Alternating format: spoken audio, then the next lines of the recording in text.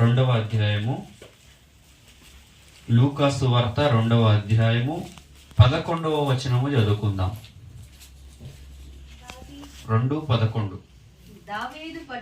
దావీదు పట్టణమందు నేడు రక్షకుడు మీ కొరకు పుట్టియున్నాడు, ఈయన ప్రభువైన క్రీస్తు. చాలండి. ఇక్కడ చూసినప్పుడు దావీదు పట్టణమందు నేడు రక్షకుడు మీ కొరకు పుట్టి ఉన్నాడు, ఈయన ప్రభువైన క్రీస్తు అని రాయబడింది. యేసు ప్రభు ఎక్కడ పుట్టాడో మనందరికి తెలుసు, రోజు వింటున్నాము కదా. ఎక్కడ పుట్టాడంటే యేసు క్రీస్తు ప్రభు ఏ దేశము? ఇజ్రాయెల్ దేశములో యేసుక్రీస్తు ప్రభు వారు పుట్టడం జరిగింది. ఇజ్రాయెల్ రాజధాని అయినటువంటి యెరూషలేముకు దక్షిణాన 10 కిలోమీటర్ల దూరంలో ఉన్నటువంటి బెత్లెహేము అనే గ్రామంలో యేసు ప్రభు పుట్టినట్టుగా అందరికి తెలుసు కదా. అందుకే ఈ 2024వ బర్త్డే కదా యేసు ప్రభుది ఈరోజు. హల్లెలూయా, గట్టిగా చప్పట్లు కొడదామా ఒకసారి. ఎన్నో బర్త్డే? ఇన్ని బర్త్డేలు ఎవరైనా చేసుకున్నారండి? మన దేవుని నామానికే మహిమ కలుగును గాక. అయితే ఇక్కడ వాక్యములో దావీదు పట్టణమందు రక్షకుడు నేడు మీ కొరకు పుట్టి ఉన్నాడని బెత్లెహేం అనే గ్రామములో యేసు ప్రభు జన్మించినట్టుగా మనం చూస్తా ఉన్నాం. అయితే ఈ రోజున నీ హృదయములో యేసు క్రీస్తు ప్రభు జన్మించాడా? హల్లెలూయా. ఇన్ని క్రిస్మస్ ఆరాధనలను నువ్వు జరుపుకుంటా ఉన్నావు కదా, ప్రతిరోజు క్రిస్మస్ ఆరాధనలో పాల్గొంటా ఉన్నావు. ఎన్నో సంవత్సరముల నుండి క్రిస్మస్ ఆరాధనలో పాల్గొంటూ, ఇంటిలో జరుపుకుంటూ, మందిరాల్లో జరుపుకుంటూ ఆర్పాటిస్తున్నాము కదా. మరి మన హృదయంలో యేసు ప్రభు జన్మించాడా? హల్లెలూయా. ఇంకా జన్మించలేదా? క్రిస్మస్ అనగానే అందరూ ఏం చేస్తారంటే ఇంటి మీద స్టార్ పెడతారు కదా. ప్రతి ఒక్కరు చాలా వరకు క్రిస్మస్ అనగానే ఇంటి మీద ఏం పెడతారు? స్టార్ పెడతారు. దేనికి? ఆ స్టార్ను బట్టి మనము క్రైస్తవులుగా అందరికి తెలియడం కొరకు, ఇంటికి అందం రావడం కొరకు క్రిస్మస్ కి స్టార్ పెట్టగానే ఇంటికి ఏమొస్తుందండి? అందం వస్తుంది కదా. ఒంటికి ఏం చేస్తాం? కొత్త బట్టలు వేస్తాం కదా. క్రిస్మస్ రాగానే ఎప్పుడు వేసినా ఎప్పుడు వేయకపోయినా ఒంటికి ఏం వేస్తాం? కొత్త బట్టలు వేస్తాం. ఎందుకు? ఒంటికి ఏమొస్తుంది? ప్రత్యేకత. ఒంటికి అందం వస్తుంది. ఇంటికి స్టార్ పెడితే ఇంటికి అందం వస్తుంది. ఒంటికి నూతన వస్త్రాలు వేస్తే ఏమవుతుంది? హల్లెలూయా. యేసుక్రీస్తు ప్రభు నీ హృదయంలో జన్మిస్తే నీ జీవితానికి అందం వస్తుంది. యేసుక్రీస్తు ప్రభు నీ హృదయంలో జన్మించకుండా నీవు ఇంటి మీద స్టార్ పెట్టావనుకో, అది ఇంటి క్రిస్మస్ అవుతుంది. ఏం క్రిస్మస్ అది? ఇంటి క్రిస్మస్ అవుతుంది. యేసుక్రీస్తు ప్రభు నీ హృదయంలో జన్మించకుండా నువ్వు ఒంటి మీద మంచి బట్టలు వేసావనుకో, అదేమైతుంది? ఒంటి క్రిస్మస్ అవుతుంది. ఉన్నారా ఈ రకంగా ఇంటి క్రిస్మస్లు, ఒంటి క్రిస్మస్లు జరుపుకునేవారు? హల్లెలూయా. అదే నీ హృదయంలో యేసు ప్రభు జన్మిస్తే అది నిజమైన క్రిస్మస్ అవుతుంది. ఏ క్రిస్మస్ అవుతుంది? మనం నిజమైన క్రిస్మస్ జరుపుకునే వారి ఉందామా? ఉత్తుత్తి క్రిస్మస్లు జరుపుకుందామా?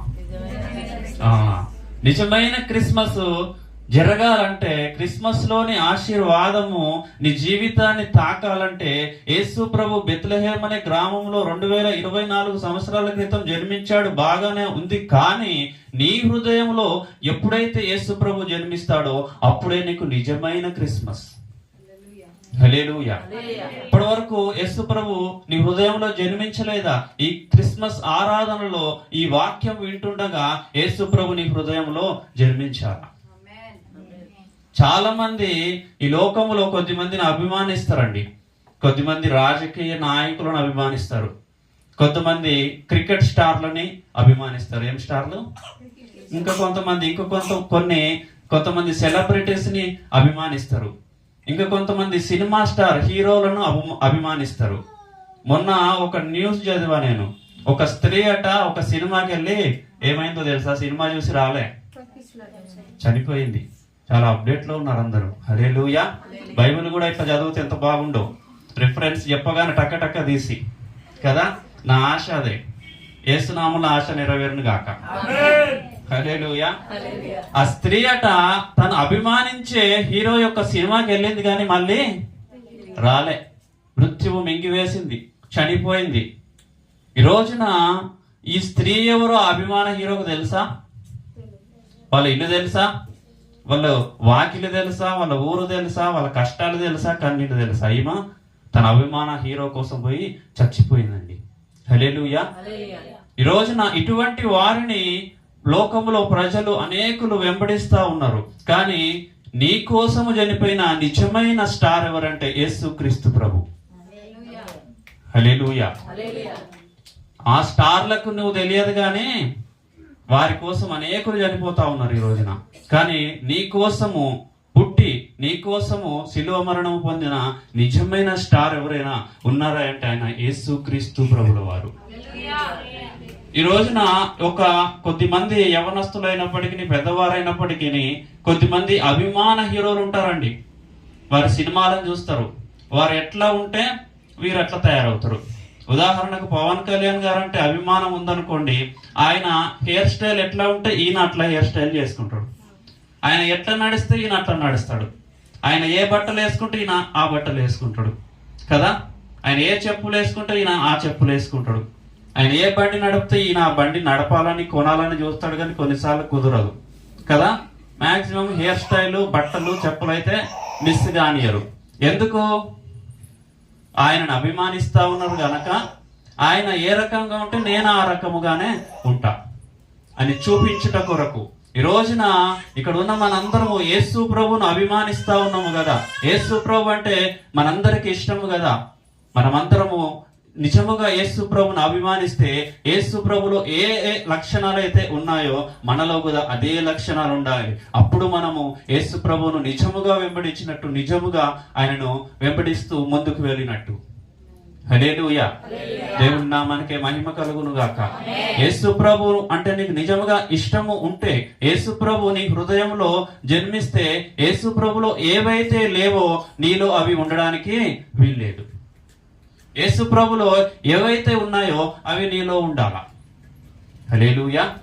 యేసు ప్రభులో ఏమి లేవండి చూద్దాము ఒకసారి. యోహాను సువార్త 8వ అధ్యాయము 46వ వచనం.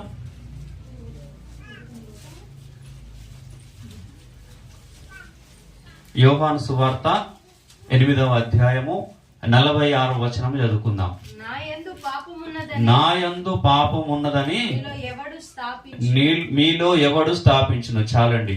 ఇక్కడ చూసినప్పుడు యేసు ప్రభుల వారు ఒక ప్రపంచానికి ఒక సవాలు విసురుతా ఉన్నారు. అదే మామూలు సవాలు కాదు. నా యందు పాపమున్నదని మీలో ఎవడు స్థాపించును అంటే ఇక్కడ యేసు ప్రభులో ఏమి లేదు? పాపం లేదు. హల్లెలూయా. పాపము లేని వారి ప్రపంచంలో ఎవరైనా ఉన్నారా అంటే ఆయన ఒకే ఒక్కడు యేసుక్రీస్తు ప్రభు. హల్లెలూయా. ప్రపంచంలో అందరూ కూడా క్రైస్తవులను వ్యతిరేకించేవారు, యేసు ప్రభువును వెంబడించేవారిని దూషించేవారు, హేళన చేసేవారు, మీ దేవుడు అట్లా, మీ దేవుడు ఇట్లా అనేవారు ఉన్నారు. గాని యేసు ప్రభులో ఈ తప్పు ఉన్నది, యేసు ప్రభులో ఈ పాపం ఉన్నది, ఇంతవరకు కూడా ఎవ్వరు యేసు ప్రభులో పాపము చూపలే. ఎందుకంటే ఆయన పరిశుద్ధుడైన దేవుడై ఉన్నాడు. ఆయనలో పాపము లేదు. అనేకులు ఈ పరిశుద్ధ గ్రంథాన్ని చదివి క్రైస్తవులుగా మారిపోయిన వారు, యేసు ప్రభువును అభిమానించిన వారు, రక్షణ పొందుకున్న వారే గాని వెతికి ఇదిగో యేసు ప్రభులో ఈ పాపం ఉన్నదని చూపించిన వారు ఎవ్వరు లేరు. కారణం ఏమిటో తెలుసా? యేసు ప్రభులో పాపము లేదు. హల్లెలూయా. ఒక వ్యభిచారం చేసే స్త్రీని కొద్దిమంది పరిగెడతా ఇస్తూ రాళ్ళు పట్టుకొని వస్తారండి. ఆ స్త్రీ యేసు ప్రభు దగ్గరికి వచ్చినప్పుడు యేసు ప్రభు ఒకే ఒక మాట అంటాడు. ఏంటో తెలుసా? అది మీలో పాపం లేనివాడు మొదట రాయి వేయండి అంటే అందరు ఏం చేస్తారు తెలుసా? రాళ్ళు కింద పడేశారంటే కారణం వారందరిలో ఏముంది? పాపం ఉంది. అందుకే రాయి వేయలేకపోయారు. అదే లేదనుకోండి వేసేవారు రాయి. యేసు ప్రభులో పాపము లేదు కదా, మరి యేసు ప్రభు రాయి వేశాడు ఆమె మీద. హల్లెలూయా. వేయలేదండి, కరుణించాడు, క్షమించాడు. కారణము మన దేవుడు క్షమించే దేవుడై ఉన్నాడు, దయామయుడై ఉన్నాడు. హల్లెలూయా. పాపము లేని దేవుడేమో క్షమిస్తా ఉన్నాడు, పాపమున్న మనుషులేమో రాళ్ళు పట్టుకొని వెంబడిస్తా ఉన్నారు. ఈ యొక్క సందర్భాన్ని నేను చదివినప్పుడు లోకంలో ఉన్న కొన్ని సందర్భాలు నాకు గుర్తుకొచ్చాయి. అనేక సార్లు మనము ఎదుటి వారిలో తప్పులు ఎత్తి చూపిస్తా ఉంటాము కదా, మరి మనలో తప్పులు లేవా? హల్లెలూయా.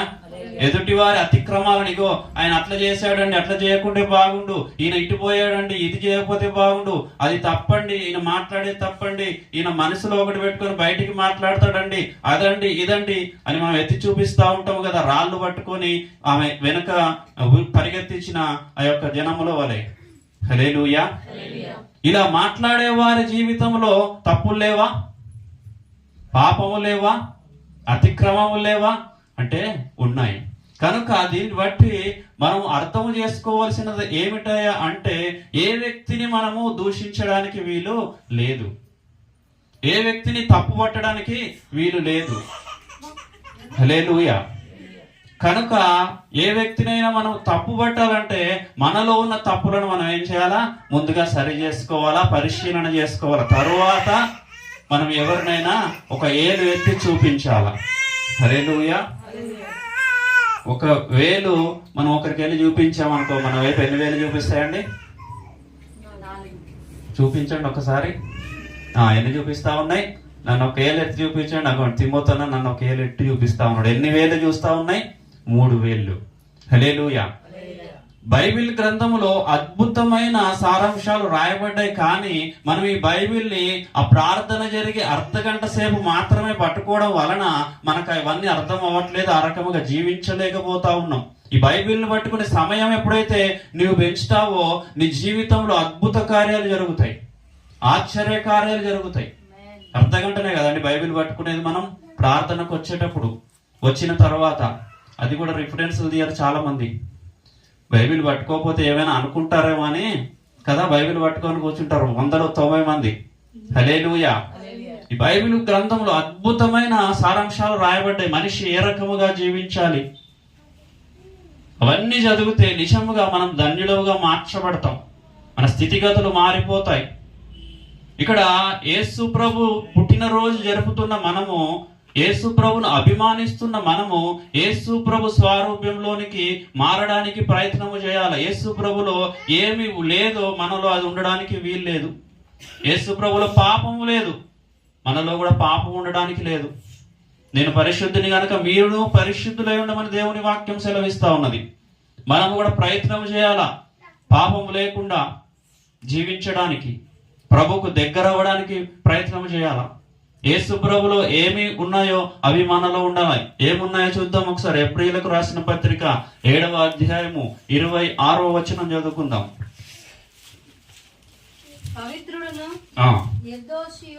పవిత్రుడును నిర్దోషియు నిష్కల్మషుడును పాపులలో చేరక ప్రత్యేకముగా ఉన్నవాడును ఆకాశ మండలము కంటే మిక్కిలి హెచ్చైన వాడును అయినా ఇట్టి ప్రధాన యాజకుడు మనకు సరిపోయిన వాడు. చాలండి. యేసు ప్రభులో ఏమి లేదు, పాపం లేదు. యేసు ప్రభులో ఏమున్నది? ఆయన ఎవరట? పవిత్రుడట, పవిత్రత ఉన్నది. హల్లెలూయా. పరిశుద్ధత యేసు ప్రభులో ఉన్నది. మనలో కూడా అటువంటి పరిశుద్ధత, పవిత్రత ఉన్నాయా పరిశీలన చేసుకోవాలా. లేకపోతే ఈ వాక్యము వింటున్న దగ్గర నుండి యేసు ప్రభు యొక్క జన్మదినాలను మనం జరుపుకుంటూ వెళ్తున్నాము, కానీ మనలో మార్పు కలగట్లేదేమో బహుశా. యేసు ప్రభు స్వారూప్యంలోనికి మనము మార్చబడాలి. యేసు ప్రభులో ఉన్నవి మనలో ఉండాలి. అప్పుడే మనం ఆయన ప్రజలుగా పిలువబడతాం. అప్పుడే ఆయన దీవెనలను, ఆశీర్వాదాలను మనం పొందుకోగలుగుతాం. ఇంకా ఏమిటంటే ఆయన నిర్దోషి అట. నిర్దోషి అంటే ఏంటిదండి? కోర్టులలో నిలబెట్టినప్పుడు ఆ యొక్క తప్పు చేసిన వ్యక్తి కానీ చేయని వ్యక్తి కానీ ఏం చెప్తా ఉంటారండి? నేను నిర్దోషిని కదా, నేను నిర్దోషిని అండి, నేను ఆ యొక్క మర్డర్ చేయలేదు, నేను ఆ యొక్క దొంగతనం చేయలేదు, ఆ యొక్క మానభంగం చేయలేదు, నేను నిర్దోషిని, నేను ఏ తప్పు ఏది చేయలేదని తమకు తాము చెప్పుకుంటా ఉంటారు కదా. హల్లెలూయా. యేసు ప్రభులో నిర్దోషత్వం ఉన్నది. ఈ రోజున మనలో నిర్దోషత్వం ఉన్నదా లేదా దోషం ఉన్నదా పరిశీలన చేసుకోవాలా. హల్లెలూయా. మనలో దోషం ఉండడానికి వీళ్ళది. యేసు ప్రభు ఏ రకముగా అయితే నిర్దోషిగా ఉన్నాడో, తను బ్రతికిన దినములన్నీ పరిశుద్ధముగా జీవించాడో, పాపము లేనివాడిగా జీవించాడో, పవిత్రతను కాపాడుకున్నాడో, నిర్దోషిగా ఉన్నాడో, మనము కూడా ఈ క్రిస్మస్ సంబరాల్లో నిర్దోషులుగా మారిపోవాలా, పవిత్రులుగా మారిపోవాలా. ఇంకా ఏమిటంటే నిష్కల్మషుడట. ఆయన కల్మషం లేదు. ఏం లేదు? కల్మషము లేదు. దేవుని బిడ్డలకి బయట అన్య జనాంగానికి కొన్నిసార్లు మనం కంపేర్ చేసి పోల్చి చూసినప్పుడు అన్యులను గుర్తుపట్టచ్చు కానీ దేవుని బిడ్డలను గుర్తుపట్టలేమండి. ఆ వ్యక్తి నిజంగా నవ్వుతాడో తెలియదు, మనసులో కల్మషం పెట్టుకొని బయటికి నవ్వుతున్నాడో తెలియదు. దేవుని బిడ్డలు కొద్దిమంది అన్యుడు అనుకో నటించారు, చాలా వరకు వాళ్ళు ఉన్నదేంటో అలా చూపించేస్తారు అంతే. హల్లెలూయా. ఆ వ్యక్తిని అర్థం చేసుకోవడము చాలా సులువు, కానీ ఈ రోజున క్రైస్తవుడిని అర్థం చేసుకోవడం చాలా కష్టమైంది. మందిరంలో ఒక రకంగా, బయట ఒక రకంగా, ఫ్రెండ్స్ దగ్గర ఒక రకంగా, కుటుంబం దగ్గర ఒక రకంగా, భార్య దగ్గర ఒక రకంగా, తల్లి దగ్గర ఒక రకంగా, భర్త దగ్గర ఒక రకంగా, రకరకాలుగా ఉంటా ఉన్నారు. హల్లెలూయా. ఇది వేషధారణ అవుతుంది కదా, ఇది యేసు ప్రభులో లేదు కదా. యేసు ప్రభులో లేనప్పుడు మనలో ఉండడానికి వీలు లేదు. యేసు ప్రభుట నిష్కల్మషుడట, ఆయనలో కల్మషము లేదు. మరి మనలో కల్మషం ఉన్నదా? మనం నవ్వే నవ్వు ఒరిజినలా డూప్లికేటా? హల్లెలూయా. మనము చూపించే ప్రేమ, ఎదుటి వారి మీద చూపించే ప్రేమ ఒరిజినలా డూప్లికేటా? ఒకవేళ డూప్లికేట్ అనుకో, ఆ ఎదుటి వ్యక్తికి తెలియదు, కానీ నేను తిమోతన్న మీద డూప్లికేట్ ప్రేమ చూపించింది అనుకో, ఆయన ముందు మంచిగా మాట్లాడి వెనకకు వెళ్ళి తిమోతన్న ఆయన అంత మంచోడు కాదండి, ఆయన అట్లా అండి, ఆయన ఇట్లండి అని చెప్పాను అనుకో, తిమోతన్నకు తెలియదండి. ఎవరికి తెలుస్తుంది? దేవునికి తెలుస్తుంది. హల్లెలూయా. దేవునికి తెలిసి నేను చూసి బాధపడతాడు దేవుడు, అరే నటిస్తా ఉన్నాడే ఈ వ్యక్తి అని, ఈయనలో కల్మషం ఉన్నదని బాధపడతాడు. యేసు ప్రభు ఈ భూమి మీద జన్మించినది నీ కొరకే. నువ్వు ఆత్మఫలములు కలిగి జీవించాలని యేసు ప్రభు కోరిక ఉన్నది. నువ్వు ఆయన బర్త్డే చేయకపోయినా చేసినా ఏం లేదు, కానీ నీ జీవన విధానము ద్వారా ఆయనను మహిమపరిస్తే నిన్ను బట్టి ఆయన సంతోషిస్తాడు. నిన్ను చూసినప్పుడు యేసు ప్రభుకి సంతోషము కలగాల, దుఃఖము కలగద్దు. అయ్యో నా కుమారుడు ఏంటి ఇంత అపవిత్రముగా జీవిస్తా ఉన్నాడు, ఇంత వేషధారణ కలిగి జీవిస్తా ఉన్నాడు, ఇంత కల్మషము కలిగి జీవిస్తా ఉన్నాడు. హల్లెలూయా. ఇంత అపవిత్రముగా జీవిస్తా ఉన్నాడు ఆయన నిన్ను చూసి బాధపడకూడదండి, ఆయన చూసి సంతోషపడాలా. హల్లెలూయా. అప్పుడు మనకు నిజమైన క్రిస్మస్. ఇవన్నీ జరగాలంటే ఏం చేయాలో తెలుసా? ఇంకా ఆయన పాపులలో చేరక ప్రత్యేకంగా ఉన్నవాడట. ఎట్లా ఉన్నాడు? ఆయన స్పెషల్ పర్సన్. పాపులలో చేరక ప్రత్యేకముగా ఉన్నవాడట. ఈ రోజు నా పాపులలో చేరక ప్రత్యేకంగా మనం ఉండగలుగుతా ఉన్నామా? మన మందిరంలో అయితే సహవాసములో ఉంటామండి. ప్రక్కన వ్యక్తి కూడా ప్రభువుని నమ్ముకున్న వ్యక్తి కనుక, లోకములో నువ్వు పని చేసే దగ్గర, నువ్వు ఉద్యోగం చేసే దగ్గర, నువ్వు వ్యాపారం చేసే దగ్గర ప్రక్కన వ్యక్తి ఎలాంటి వాడో తెలియదు. పక్కన ఉన్న 10 మందిలో ఆ 10 మంది ఎటువంటి వ్యక్తులో తెలియదు. నువ్వు వాళ్ళతో చేరొద్దని బైబిల్ సెలవిస్తా ఉంది. ఎందుకంటే యేసు ప్రభు పాపులతో చేరలే, వారిని పవిత్రులుగా మార్చాడు, కానీ ఈయన పాపంలోనికి వెళ్ళలేదు. హల్లెలూయా. ఈ రోజున మన చుట్టుపక్కల ఉన్నవారు ఎటువంటి వారో మనం గమనించాలా. యేసు ప్రభు పాపులలో చేరక ప్రత్యేకంగా ఉన్నాడట. మరి ఈ రోజు నీవు సహవాసం చేసేవారు ఎటువంటి వారు? నీవు వారి వలె మారిపోతా ఉన్నావా? వారు నీ వలె మారిపోతున్నారా? ఏం కాదులేరా సినిమాకి పోదాం రా అంటే నువ్వు వెళ్తున్నావా? హల్లెలూయా. ఏం కాదులేరా పలానా పని చేయంటే నువ్వు చేస్తా ఉన్నావా? నువ్వు అలా చేయకూడదట. నువ్వు పాపులలో చేరక ప్రత్యేకముగా ఉండాలంట. ఎందుకంటే నువ్వు యేసు ప్రభుని నమ్ముకున్నావు, యేసు ప్రభుని అభిమానిస్తా ఉన్నావు, యేసు ప్రభుని వెంబడిస్తా ఉన్నావు కనుక యేసు ప్రభు వలె నీవు ఉండాల. అప్పుడు నిన్ను బట్టి నీ దేవుడు సంతోషిస్తాడు. హల్లెలూయా. ఇవన్నీ జరగాలంటే ఏం చేయాలండి? ఏముండాలండి? ఏమవ్వాలండి? యేసు ప్రభు నీ హృదయంలో జన్మించాల. యేసు ప్రభు ఎప్పుడైతే నీ హృదయంలో జన్మిస్తాడో అప్పుడే ఇవన్నీ సాధ్యం. అప్పటి వరకు సాధ్యము కావు. ఇంటిలో జన్మిస్తే కాదండి, స్టార్ పెడితే కాదండి, నూతన వస్త్రములు వేసుకుంటే కాదండి.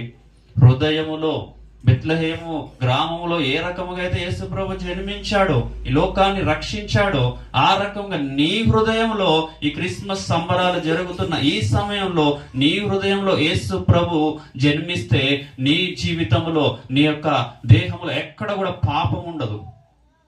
యేసు ప్రభు ఎక్కడైతే జన్మిస్తాడో అక్కడ పాపం ఉండదు. హల్లెలూయా.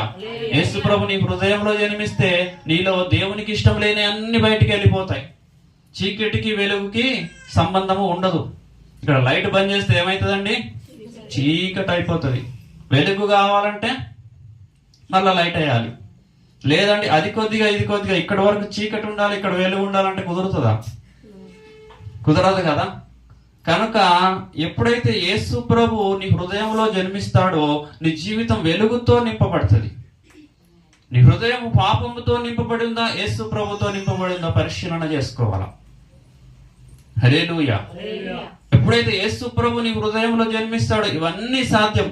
నువ్వు పవిత్రుడిగా ఉంటావు, నిర్దోషిగా ఉంటావు, నిష్కల్మషుడిగా ఉంటావు, పాపుల్లో జరక ప్రత్యేకముగా నీ దేవునికి కనిపిస్తావు. కారణం ఏమిటంటే నీ హృదయంలో యేసు ప్రభు జన్మించాడు గనక నువ్వు స్పెషల్ పర్సన్ గా, ప్రత్యేకింపబడిన వ్యక్తిగా ఈ లోకానికి కనబడతావు. నిన్ను బట్టి అనేకులు యేసు ప్రభును అంగీకరించే బిడ్డలుగా ఉంటారు. హల్లెలూయా. అటువలే మనందరం ముందుగాక ఈ క్రిస్మస్ సంబరాల్లో ఆర్భాటముతో ఆనందముతో పాల్గొన్న మనందరము కూడా యేసు ప్రభు మన హృదయాల్లో జన్మించాడో లేదో పరిశీలన చేసుకునే వారి వలె ఉందుముగాక. ఒకవేళ జన్మించకపోతే ఇప్పుడే యేసు ప్రభు మన హృదయంలో జన్మించేటట్లు మన హృదయాన్ని పవిత్రతతో నింపుకుందుముగాక. కల్మషం లేని హృదయంగా మన హృదయాన్ని చేసి ప్రభు జన్మించుటకు అనుకూలంగా మన హృదయాన్ని మార్చుకుందుముగాక. ఈ మాటలు దేవుడు దీవించునుగాక. ప్రార్థన చేసుకుందాం.